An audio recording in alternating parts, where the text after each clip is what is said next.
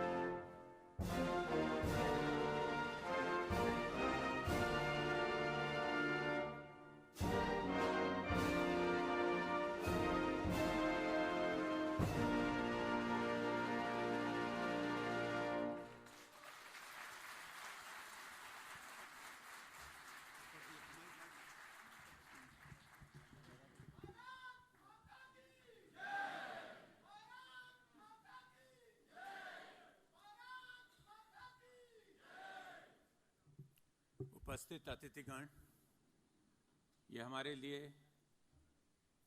बड़े गर्व और बहुत हर्ष का अवसर है आज कि भारत के माननीय प्रधानमंत्री जी श्री नरेंद्र मोदी अब हमारे बीच उपस्थित हैं। प्रधानमंत्री के यहाँ आने में जो विलंब हुआ वो सिर्फ यहाँ की सिक्योरिटी प्रोसीजर्स पूरे होने के कारण था। मैं आशा करता हूँ कि इसके कारण आपको ज़्यादा असुविधा नहीं हुई होगी, लेकिन अब ये देर पूरी हो चुकी है और मैं आदरपूर्वक प्रधानमंत्री जी से निवेदन करता हूँ कि हम सबको संबोधित करें।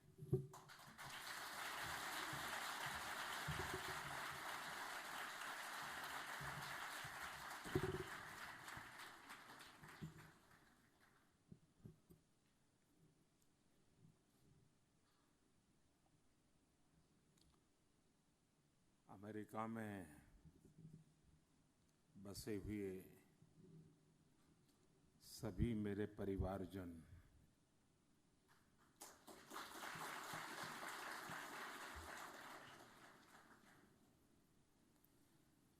परिवार के स्वजनों से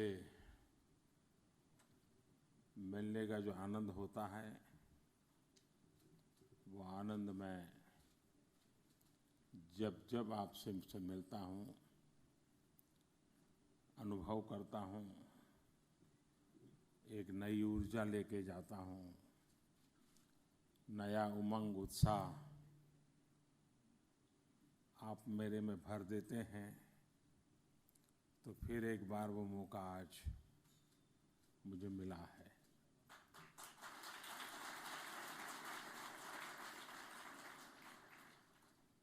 पिछले 20 साल में कई बार मुझे अमेरिका आने का अवसर मिला है। जब मुख्यमंत्री नहीं था, प्रधानमंत्री भी नहीं था, तो अमेरिका के करीब 30 स्टेट का मैंने भ्रमण किया था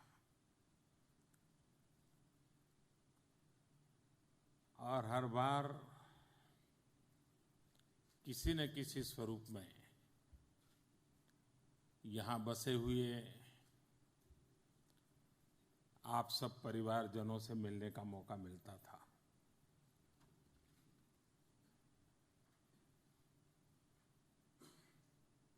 प्रधानमंत्री बनने के बाद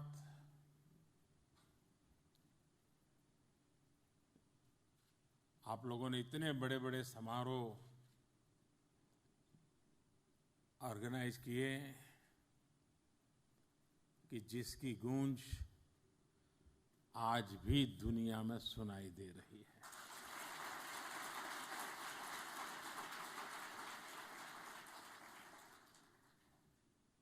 न सिर्फ अमेरिकन पॉलिटिकल लीडर्स, लेकिन विश्व के पॉलिटिकल लीडर भी जब मिलते हैं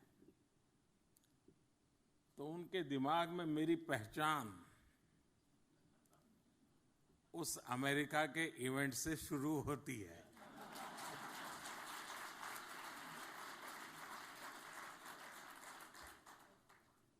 तो ये सब आप ही लोगों का कमाल है, आप ही का पुरुषार्थ है। और मैं जानता हूं कि अमेरिका में रहते हुए इस प्रकार की चीजें ऑर्गेनाइज करने में कितनी मेहनत लगती है, कितनी बारीकियां देखनी पड़ती हैं। लेकिन उसके बावजूद भी आप इसको सफल बनाए हैं। इस बार की मेरी यात्रा में मैं ज्यादातर लोगों को नाराज करने वाला हूं, नाराज करके जाने वाला हूं, क्योंकि कई दबाव आ रहे थे, कई कार्यक्रमों के सुझाव आ रहे थे। आप लोगों का भी मन करता था बड़े कार्यक्रम करने के लिए, लेकिन मैंने कहा जरूर बड़े कार्यक्रम कभी न कभी करूंगा, लेकिन आज तो मैं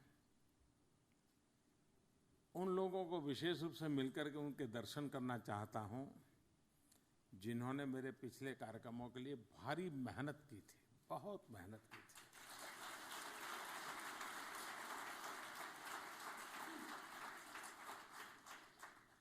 समय दिया, धन खर्च किया, अपने निजी कार्यक्रमों में बदल किया। तो इस बार तो मेरा मन यही था कि आप सबके दर्शन करूं जिन्होंने काफी परिश्रम किया था। तो ये सौभाग्य मुझे आज मिला है। और एक प्रकार से यहां मैं जो स्वरूप देख रहा हूं उसमें लघु भारत भी है, लघु अमेरिका भी है। भारत के करीब करीब सभी राज्यों के लोग यहां हैं और अमेरिका के भी सभी राज्यों के लोग यहां पर हैं।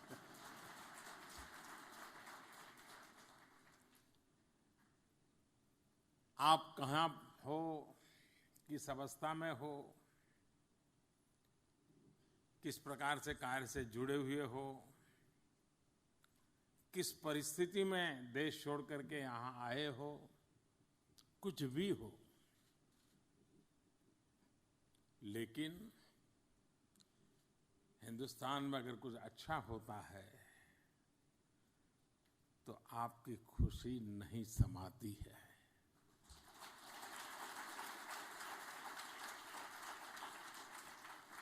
और हिंदुस्तान में अगर कुछ बुरा हो तो सबसे पहले आपकी नींद खराब होती है। ये इसलिए होता है कि आपका दिल हर पल चाहता है कि मेरा देश ऐसा कब बनेगा, मेरा देश आगे ऐसा कब बढ़ेगा। मैं आपको विश्वास दिलाता हूं, जो सपने आपने देखे हैं आपके रहते हुए उन सपनों को पूरा करते हुए देखते जाएंगे।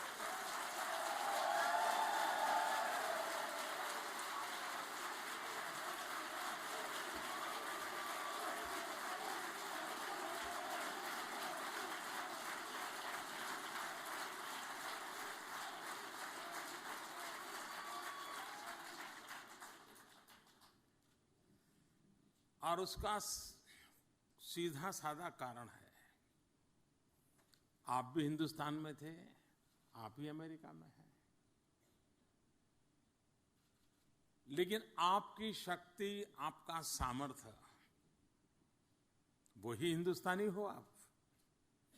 लेकिन सानुकूल वातावरण मिलते ही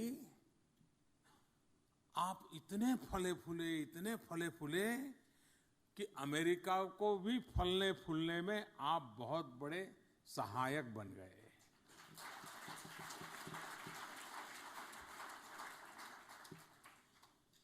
वही भारतीय की ताकत, सानुकूल वातावरण अमेरिका में मिला तो अमेरिका की भलाई के लिए भी और खुद की भलाई के लिए दोनों की विकास यात्रा बराबर बराबर चलती रही। आपके जैसा ही सामर्थ्य रखने वाले, आपके जैसी ही बुद्धि प्रतिभा रखने वाले 125 करोड़ हिंदुस्तानी हिंदुस्तान में बैठे हैं।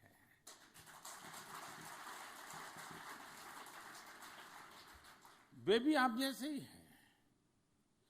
आपको जैसे यहां सानुकूल माहौल मिला और दुनिया बदल गई, उनको भी अब उनको सानुकूल माहौल मिल रहा है और वो 125 करोड़ देशवासी कितनी तेज गति से हिंदुस्तान बदल देंगे, ये आप और मैं भली भांति अंदाज लगा सकते हैं।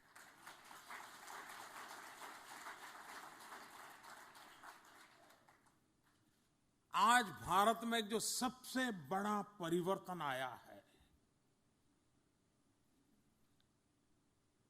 और जो मैं हर पल अनुभव करता हूं, हर देशवासी कुछ न कुछ करना चाहता है, कुछ न कुछ कर रहा है और वह भी मेरा देश आगे बढ़े इस सपने और संकल्प के साथ कर रहा है।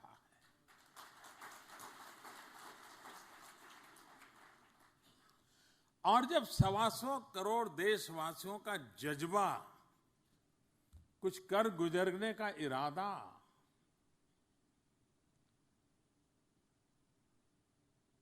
कश्मीर से कन्याकुमारी, अटक से कटक पूरे देश में अनुभव होता हो, तब देशवासियों, मैं आपको विश्वास दिलाता हूं,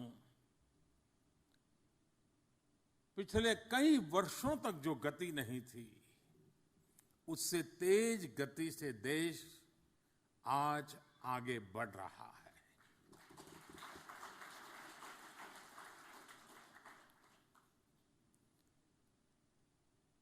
इन दिनों भारत में जिन विषयों को लेकर के सरकारें हमारे यहां बदनाम भी होती रही और बदलती भी रही, उसका कारण ये नहीं रहा कि किसी व्यक्ति को कुछ चाहिए था और मिला नहीं। असंतोष का कारण वो ज्यादा नहीं था। भारत का सामान्य मानवी और जैसे आप लोग हैं, इनहेरेंट संस्कार है संतोष का। ठीक है, चलो भाई, जवान बेटा भी मर जाएगा, बीमारी से मर जाएगा, तो भी माँ बाप आखिर कहेगा चलो भाई, ईश्वर की इच्छा होगी, शायद ईश्वर को प्यारा हो गया।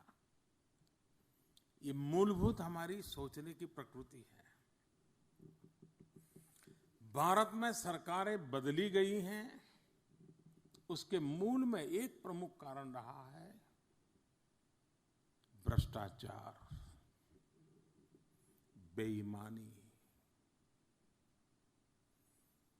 देश के सामान्य मानवी को नफरत है।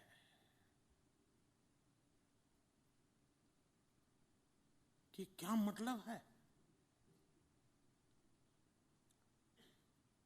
मैं आज सर झुका करके बड़ी नम्रता से ये कहना चाहूंगा कि इस सरकार ने 3 साल में जो भी कार्यकाल किया बिताया है, अब तक इस सरकार पर एक भी दाग नहीं लगा है।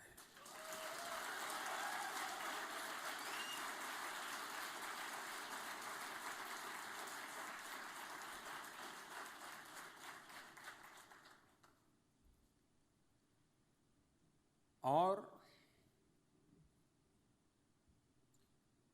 सरकार चलाने के तरीके में भी इनबिल्ट व्यवस्थाओं को ऐसा विकसित करने का प्रयास हो रहा है ताकि ईमानदारी इस सहज प्रक्रिया भी हो। वरना ऐसा नहीं कि विजिलेंस बार बार करेंगे तभी ये चीजें चलती रहे। टेक्नोलॉजी उसमें बहुत बड़ा रोल कर रही है। टेक्नोलॉजी से ट्रांसपेरेंसी आती है, लीडरशिप और गवर्नेंस के उसूलों के कारण इंटीग्रिटी आती है, और सामान्य मानवी का स्वभाव अच्छा है तो उस रास्ते पर जाने का ज्यादा पसंद करता है। अब जैसे हमने देश में जो सामान्य मानवी को सरकारी खजाने से मिलने वाली बातें हैं, उसको टेक्नोलॉजी के माध्यम से डायरेक्ट बेनिफिट ट्रांसफर स्कीम में, डीबीटी स्कीम में कन्वर्ट किया। उसका परिणाम क्या आया? हमारे यहां गैस सिलेंडर घरों में देते हैं, तो अब जैसे भारत देश है, लोगों की आर्थिक स्थिति में सुधार लाना बहुत जरूरी है। तो जितना आर्थिक बोझ कम हो ताकि वो पैसे शिक्षा में लगा सके, हेल्थ में लगा सके, बच्चों के देखभाल में लगा सके, तो कुछ सब्सिडी वगैरह देते हैं, गरीबों पर खास ध्यान देते हैं। अब गैस सब्सिडी देते हैं।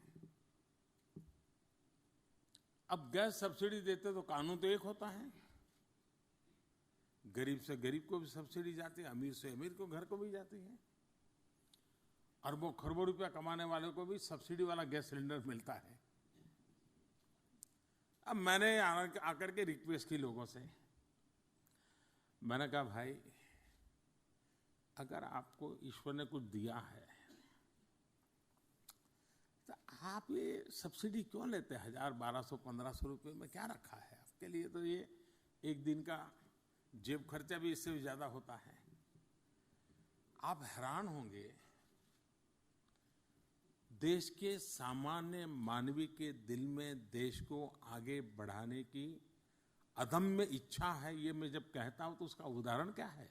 उदाहरण ये है, 1.25 करोड़ देशवासी, यानी कि 1.25 करोड़ परिवार, भारत में कुल 25 करोड़ परिवार है, 125 करोड़ परिवारों ने सामने से कह दिया, मोदी जी आपने कहा है आज से सब्सिडी नहीं लेंगे।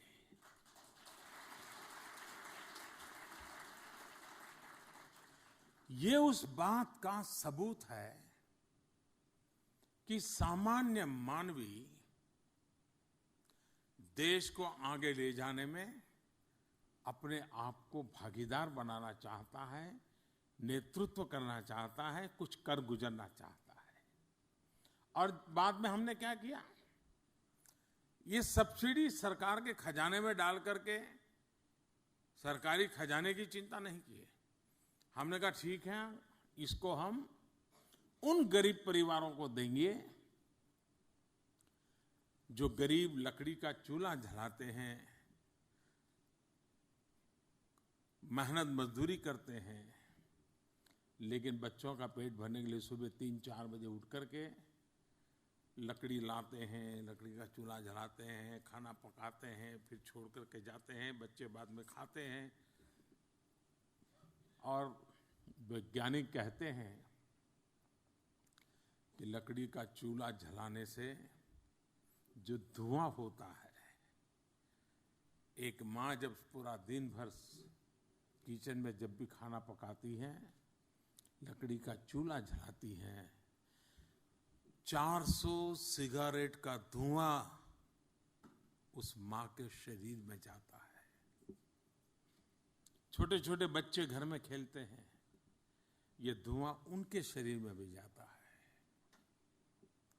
अब आप कल्पना कर सकते हैं कि जिस माँ के शरीर में एक दिन में 400 सिगारेट का धुआं जाता है, उस माँ के शरीर का हाल क्या होगा, उन बच्चों के शरीर का क्या हाल होगा। अगर मैं स्वस्थ भारत का सपना देखता हूं, तो स्वस्थ माँ, स्वस्थ बालक होना बहुत जरूरी है।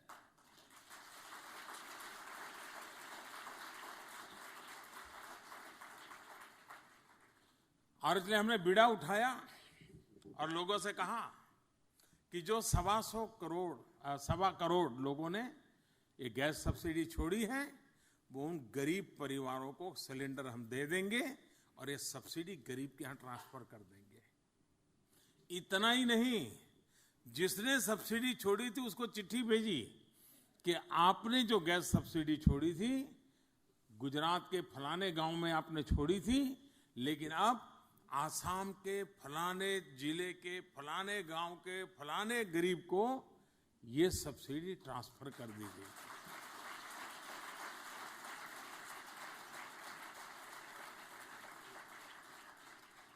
मेहनत पड़ती है, लेकिन ये ट्रांसपेरेंसी एक नया विश्वास पैदा करती है। आप जब हिंदुस्तान में थे तब आपने देखा होगा कि गैस का सिलेंडर पाने के लिए पता नहीं कितने कितने पापड़ बेलने पड़ते थे, नेताओं के घर चक्कर लगाने पड़ते थे कि गैस का कनेक्शन दे दीजिए। हमने बीड़ा उठाया है, आने वाले 3 वर्ष में 5 करोड़ गरीब परिवारों को गैस कनेक्शन देना, उसको लकड़ी के चूल्हे से मुक्त करना। और मुझे खुशी है कि अभी तो इस योजना को 11-12 महीने भी नहीं हुए हैं, अब तक करीब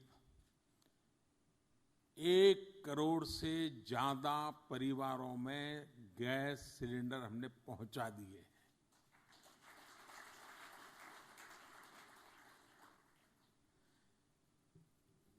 सब्सिडी देते थे,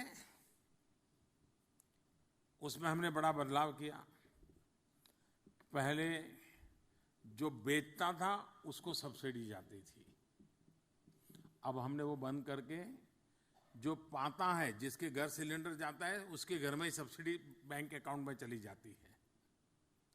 अब पहले हम पर आरोप लगता था कि मोदी इतने बैंक अकाउंट खोलने के पीछे लगे हो, क्योंकि मैंने अभियान चलाया था कि 6 महीने के भीतर भीतर देश में सब जगह पे बैंक अकाउंट खोलने हैं।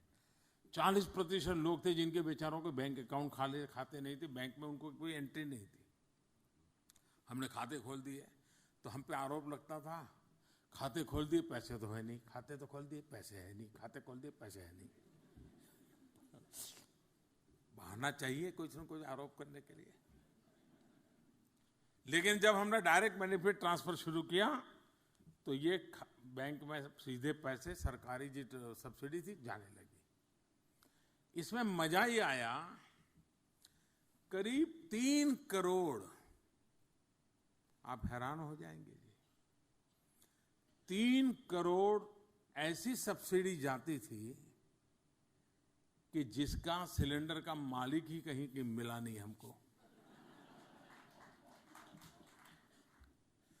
कितने हजारों करोड़ रुपया हर वर्ष जाते होंगे, पता नहीं किसकी जेब में जाते होंगे।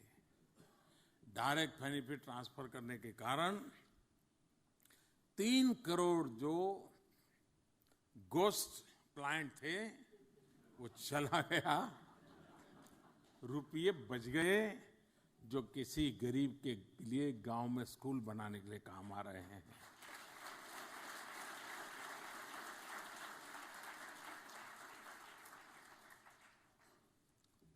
टेक्नोलॉजी, ट्रांसपेरेंसी लाने में टेक्नोलॉजी कितना बड़ा रोल कर रही है। और जो यूथ है, यंग जनरेशन है, वो भली भांति समझती है टेक्नोलॉजी की ताकत क्या है। आज हिंदुस्तान उस टेक्नोलॉजी को काफी बल देते हुए व्यवस्थाओं को विकसित कर रहा है। हमारे देश में जो लोग लगातार भारत की चीजों को देखते होंगे, जब खेती की सीजन आती है तो यूरिया को पाना, मैं भी जब मुख्यमंत्री था तो भारत सरकार को लगातार चिट्ठी लिखता था कि हमारे यहाँ यूरिया की कमी है, किसान परेशान है, यूरिया मिलना चाहिए वगैरह वगैरह। मैं जब प्रधानमंत्री बना तो मुझे भी सब मुख्यमंत्रियों की पहले ही महीने में यही चिट्ठियां थी, यूरिया यूरिया यूरिया। आपको जानकर के खुशी होगी, पिछले 2 साल से एक भी मुख्यमंत्री यूरिया के लिए मुझे चिट्ठी नहीं लिखता।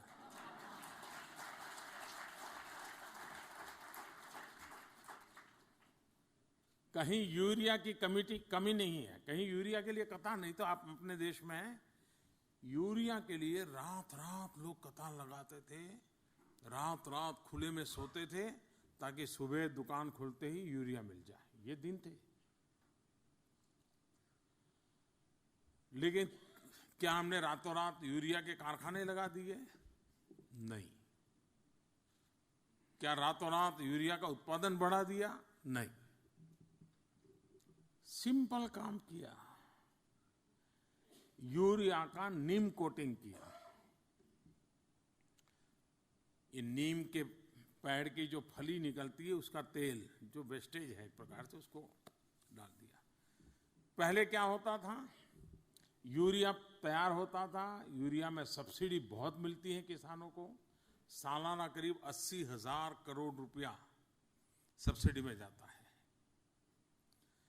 तो बहुत सस्ते में यूरिया कारखाने से बाहर निकलता है, लेकिन वो खेत में नहीं जाता था, केमिकल फैक्ट्री में घुस जाता था। और केमिकल फैक्ट्री के लिए वो रॉ मटेरियल का उपयोग होता था, उस पर प्रोसेस करके और कोई प्रोडक्ट बना करके वो दुनिया में माल बेचते थे, पैसे कमाते थे। नीम कोटिंग करने के बाद अब यूरिया का 1 ग्राम यूरिया भी और किसी काम नहीं आ सकता है। केमिकल फैक्ट्री में जाना बंद हो गया, यूरिया खेत में ही जाने लगा। और नीम कोटिंग लगाने के कारण यूरिया की एक्स्ट्रा ताकत बढ़ गई, जो जमीन में सुधार लाने लगी। और परिणाम ये आया कि 5% से लेकर के 7% तक खेत उत्पादन में बढ़ोतरी हो गई। यूरिया की चोरी गई, उसके कारण सब्सिडी कम हो गई, 100% यूरिया खेत में पहुंचने लगा, किसान की दिक्कत चली गई। और यूरिया में नीम कोटिंग होने के कारण उत्पादन में बढ़ गया, just with the help of technology.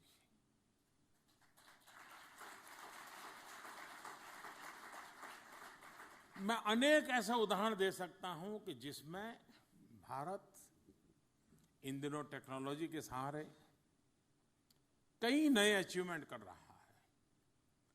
Space की दुनिया में भारत ने अपना नाम कमाया है। अभी 2 दिन पहले ही 31 नैनो सैटेलाइट एक साथ लॉन्च किए। पिछले महीने हम लोगों ने वर्ल्ड रिकॉर्ड किया, एक साथ 104 सैटेलाइट लॉन्च किए। दुनिया को अजूबा लगा कि ये भारत की क्या ताकत है कि एक साथ 104 सैटेलाइट लॉन्च कर रहे हैं। पिछले दिनों हिंदुस्तान ने एक सैटेलाइट लॉन्च किया है जिसके वजन की तुलना किलोग्राम में नहीं होते हैं, इतने हाथी के वजन का बराबर सैटेलाइट को छोड़ा गया। यानी एलिफेंट के वेट के साथ हमारे सैटेलाइट के वेट की तुलना हो रही है। कहने का तात्पर्य यह है कि देश आधुनिक भारत के सपनों को पूरा करने के लिए एक technology driven governance, technology driven society, technology driven development, इन सारी बातों पर एक नए सिरे से बल दिया जा रहा है और उसके सुखद परिणाम आज बहुत तेज गति से नजर आ रहे हैं। हमारे देश में ऐसा नहीं है कि कुछ काम होते नहीं थे, काम तो होते थे। आखिर सरकारें बनती हैं कुछ न कुछ करने के लिए, और कोई सरकार नहीं चाहती है कि वो अपने कार्यकाल को खराब करके जाए और चुनाव हार जाए, कोई नहीं चाहते हैं। लेकिन काम होना वो एक बात है, लेकिन देश की आवश्यकता अपेक्षाओं के अनुरूप तेज गति से सही दिशा में परिणामकारी काम होना, उसमें बहुत बड़ा फर्क होता है। और इसलिए निर्णय भी समय की सीमा में हो, टाइम बाउंड विधि हो, तेज गति से हो, सही दिशा में हो और परिणामकारी हो। इन चीजों को लेकर के आज देश किसी भी पैरामीटर में देख लिया जाए, अगर पहले एक दिन में कितनी लंबाई रोड की बनती थी और आज कितनी बनती है, पहले एक दिन में रेलवे कितनी लंबाई बढ़ती थी, आज कितनी बढ़ती है, पहले रेलवे का इलेक्ट्रिफिकेशन एक दिन में कितना होता था, आज कितना होता है, कोई भी पैरामीटर लिया जाए, अकल्प गति आज देश के काम में आई है। क्योंकि इंफ्रास्ट्रक्चर सस्टेनेबल डेवलपमेंट के लिए बहुत अनिवार्य होता है। इंफ्रास्ट्रक्चर में भी हमारी सोच आधुनिक भारत के संदर्भ में है, 21वीं शताब्दी के संदर्भ में है और ग्लोबल बेंचमार्क के संदर्भ में है। अब काम होने को हो, इससे चलने वाला नहीं है। एक जमाना वो था कि जब अकाल होता था तो गांव के लोग सरकार को चिट्ठी भेजते थे कि हमारे गांव में भी अकाल के लिए कुछ मिट्टी का काम किया जाए, और मिट्टी के गड्ढे खोदे जाते थे और मिट्टी का रास्ता बना दिया जाता था, और उसको बहुत बड़ा सरकार का अचीवमेंट माना जाता है। वो भी दिन थे हमारे देश में। धीरे धीरे आया, नहीं साहब सड़क बना दो, डामर की सड़क बना दो। धीरे धीरे आ गया, नहीं जरा डबल लेन बना दो। आज मांग उठी है पेवर रोड चाहिए, उससे नीचे कोई चाहिए नहीं।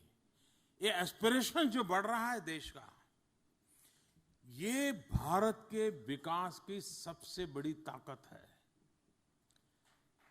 जब देश के सामान्य मानवी का एस्पिरेशंस बढ़ता है, तो वो एस्पिरेशंस को अगर प्रॉपर लीडरशिप मिल जाए, प्रॉपर गवर्नेंस मिल जाए, पॉलिसी मिल जाए, तो एस्पिरेशन अपने आप में अचीवमेंट बन जाता है।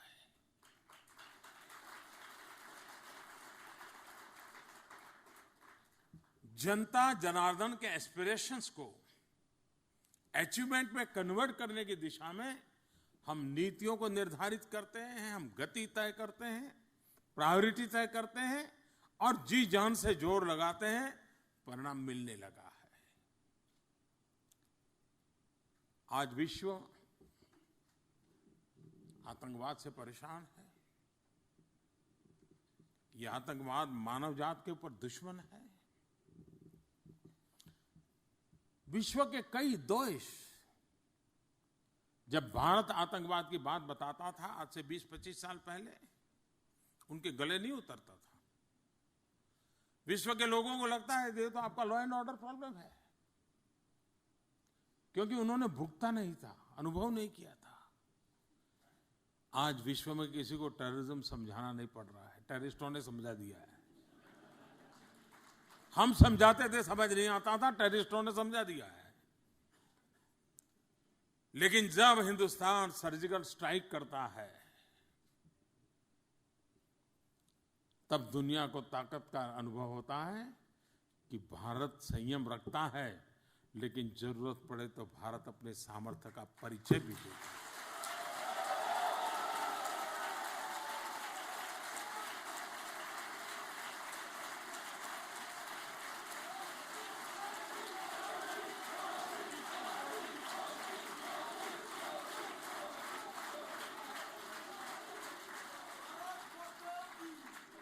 हम विश्व के कानूनों से बंधे हुए हैं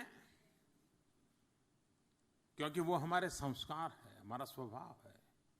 हम वसुधैव कुटुंबकम की कल्पना ये सिर्फ थोथे शब्द नहीं है, ये हमारा चरित्र है, हमारा स्वभाव है। हम ग्लोबल ऑर्डर को तहस नहस कर करके अपना डंडा जमाने वाले देश नहीं है। हम दुनिया के नॉर्म्स का पालन करते हुए, इंटरनेशनल लॉ का पालन करते हुए हमारी सॉवरेनिटी के लिए, हमारी सुरक्षा के लिए, हमारे जन सामान्य की सुख शांति और प्रगति के लिए कठोर से कठोर कदम उठाने का सामर्थ्य रखते हैं और जब भी जरूरत पड़ी लेते रहे हैं और दुनिया हमें कभी भी रोक नहीं सकती।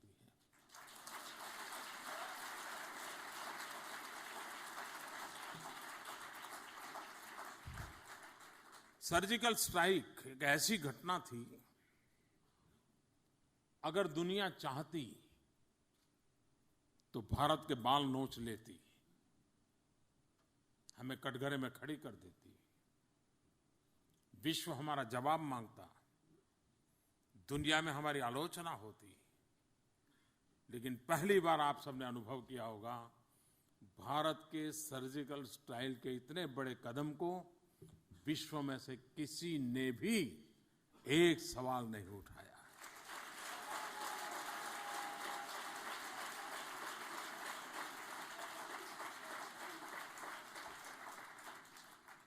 जिनको भुगतना पड़ा उनकी बात अलग है।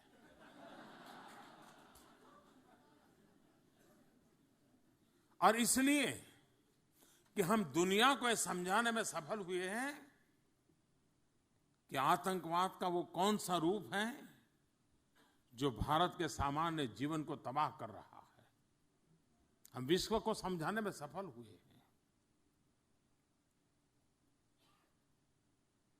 21वीं सदी का हिंदुस्तान बनाने की दिशा में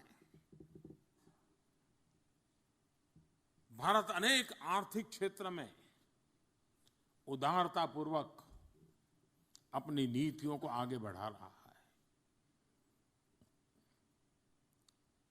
देश सिर्फ रुपयों से ही आगे बढ़ता है ऐसा नहीं है। उसकी सबसे बड़ी ताकत होती है उसका ह्यूमन रिसोर्स, उसकी सबसे बड़ी ताकत होती है उसकी प्राकृतिक संपदा। जिस देश के पास 800 मिलियन 35 साल से कम उम्र के नौजवान हो, जो देश जवान हो उसके सपने भी जवान होते हैं, उसका सामर्थ्य में भी जवानी होती है।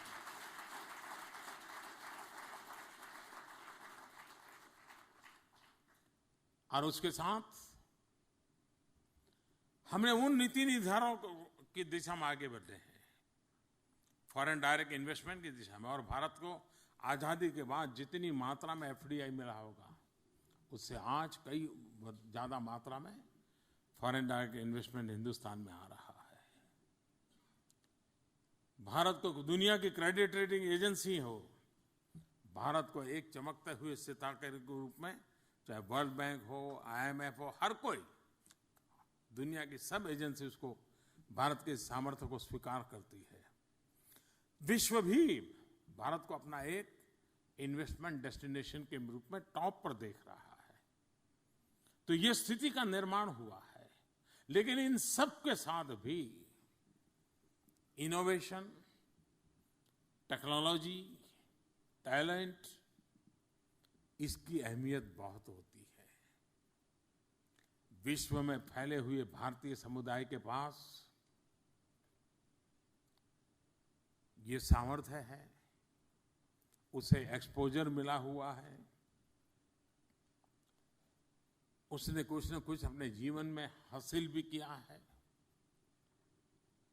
ये भारत का बुद्धि धन, भारत का ये अनुभव धन जो आज विश्व में फैला हुआ है, मैं उनको भी निमंत्रित देता हूं कि आपके पास जो सामर्थ्य है, जो अनुभव है, उसको अगर आपको लगता है कहीं हिंदुस्तान में काम आ सकता है, जिस देश ने आपको बड़ा बनाया, उस मिट्टी के कर्ज चुकाने की दिशा में अगर आपको लगता है, तो शायद इससे उत्तम अवसर कभी नहीं आएगा।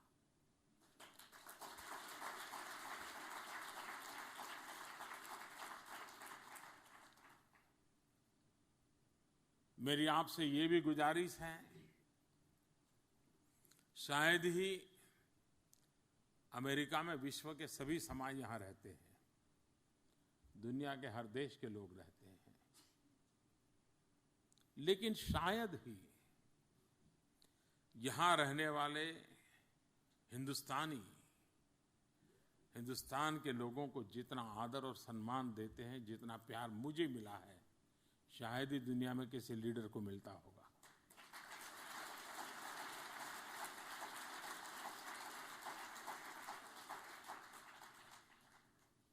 लेकिन कभी-कभी लगता है कि इस पीढ़ी के बाद क्या,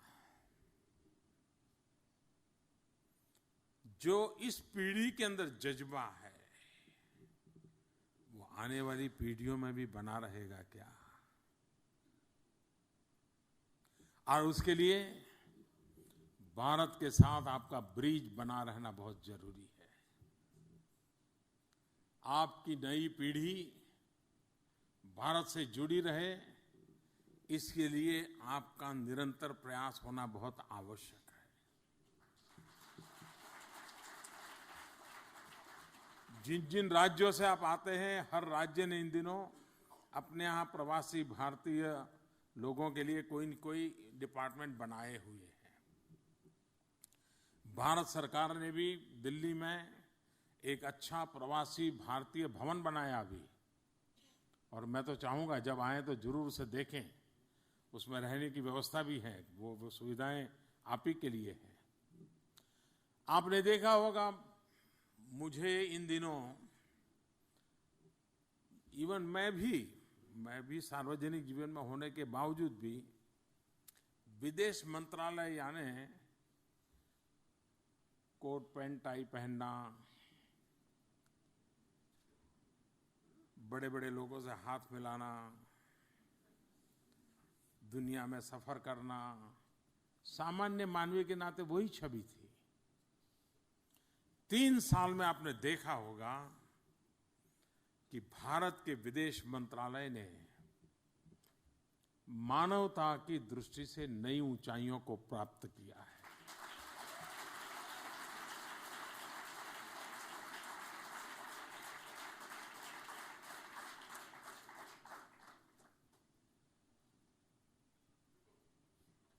अस्सी हजार से ज्यादा हिंदुस्तानी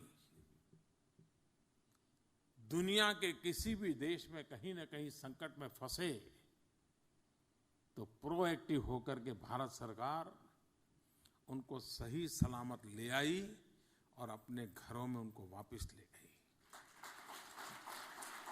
80,000 ये छोटी संख्या नहीं है।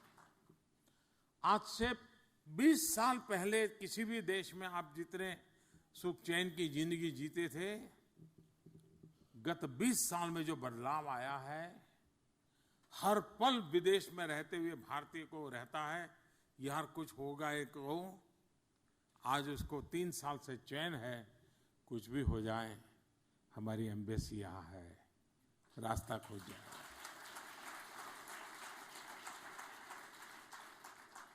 अभी आपने देखा होगा, भारत की एक बच्ची मलेशिया में गई थी, किसी के परिचय में आई, भारत से पाकिस्तान चली गई, बहुत सपने लेकर के गई थी, लेकिन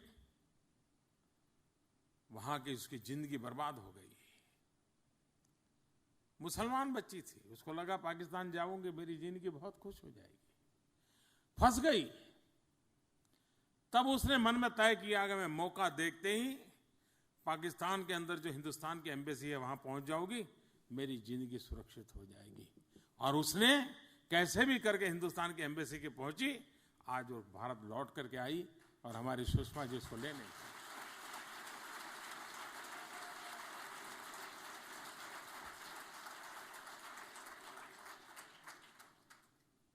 मैं जब पहले यहां आता था तो बैठते ही विदेश में रहने वाले हमारे बंधुओं से बैठते ही शुरू होता था, साहब एयरपोर्ट पर उतरते ही टैक्सी वाला, साहब उतरते ही कस्टम वाला, साहब जाते ही गंदगी, यही सुनता था मैं। साहब पता नहीं, मन नहीं करता, यही सुनता था। आज मेरे लिए खुशी की बात है, विदेशों से जितनी चिट्ठियां आती हैं उसमें अधिकतम चिट्ठियां उस देश के एम्बेसी में जो बदलाव आया है, एम्बेसी जो प्रो पीपल हुई है, भारतीयों की वहां दरकार की जाती है, जो माहौल बदला है, उसकी तारीफ की चिट्ठियां ही चिट्ठियां मुझे मिलती रहती हैं।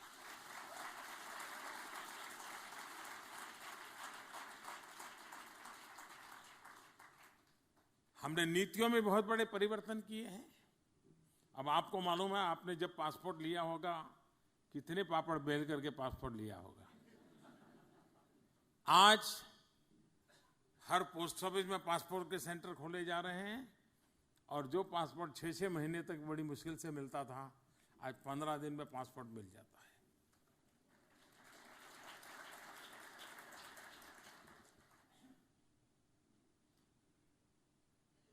सोशल मीडिया आजकल बहुत बड़ी ताकत रखता है। मैं भी सोशल मीडिया से काफी जुड़ा हुआ हूं। आप लोग भी नरेंद्र मोदी ऐप बराबर देखते रहते होंगे, नहीं देखते होंगे तो डाउनलोड कर लीजिए।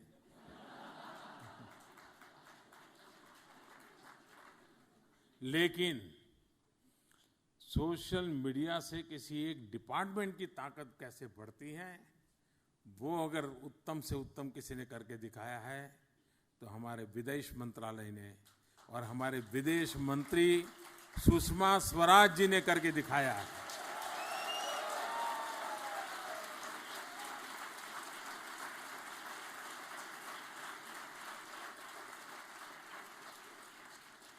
भारत में हर व्यक्ति नोट करता है, जो विदेश मंत्रालय कोट पैंट टाई तक ही सीमित था, आज वो विदेश मंत्रालय हिंदुस्तान के गरीब से गरीब के साथ जुड़ गया है। ये पहली बार देश में हुआ है।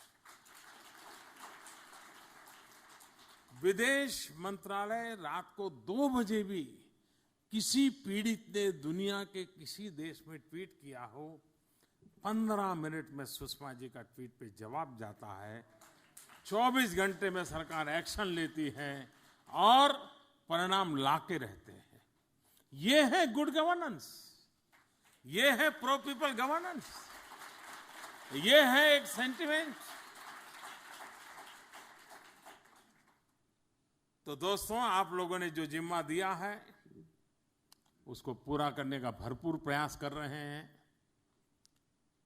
3 साल बेमिसाल रहे हैं और आने वाला हर पल देश को नई ऊंचाइयों पर ले जाने के लिए खपाते रहेंगे।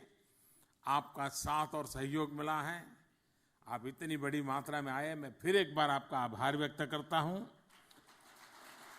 मुझे बताया गया है कि बाद में फोटो सेशन होने वाला है।